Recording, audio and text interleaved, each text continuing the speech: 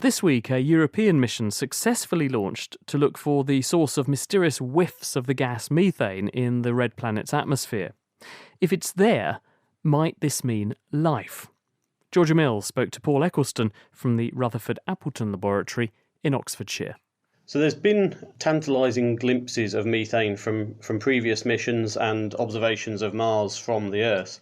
And these have suggested that there may well be sources of methane actually from the planet Mars itself. It would be expected that there would be much lower concentrations of methane in the atmosphere than have been seen. And so there is thought to be some sources that are causing the replenishment of methane in the atmosphere. And how would you go about hunting for methane? I associate it with farting cows. Is it going to be smelling Mars?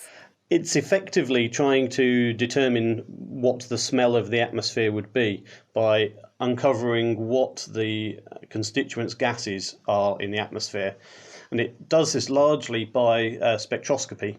Because it's doing so from orbit, it's not actually in the atmosphere, it's looking at the atmosphere and looking at the spectral characteristics, looking at the colours that are absorbed or emitted by the atmosphere as the sunlight shines on it.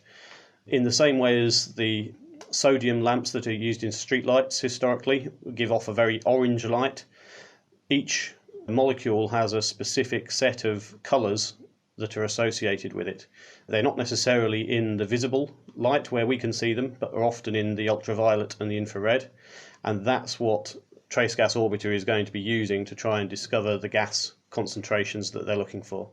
And say it does find some methane, how is it going to know where that methane's from, whether it's from part of a natural geological process or from life? Well, partly that is what Trace Gas Orbiter is looking for. It will be the first time that we have really high both time and space resolution of the methane density on Mars. So they'll be able to map where the methane densities are highest and how it changes over time. And that will tell us a lot about what the possible origins of it are. It could be geological, it could be coming from processes within the rocks of Mars and maybe some latent volcanism. It could be from ice that's been trapped in the subsurface. So one of the instruments on ExoMars is looking for signs of that ice that is below the surface of the planet. And we know that's there from previous landers that have uncovered the ice. Or potentially, and maybe most excitingly, the last possibility would be that it was from microbes that are living below the surface of Mars. This is where the biggest single source of methane on the Earth is actually from microbes rather than from cows. And it may be that is what's causing the methane concentrations in the Martian atmosphere. So when are we going to start seeing some data back? I mean, it's a long trip to Mars. When is it going to get there, I suppose, to start with? It'll arrive in mid-October and will then go into orbit around the planet. It will take quite a long time to get that orbit right, to slowly go down to the low altitudes that it needs to be flying at to get the really good science data. That will take about a further 10 months. So it'll be around the middle of next year that they'll then start operating the science instruments. And so full operations start in late 2017.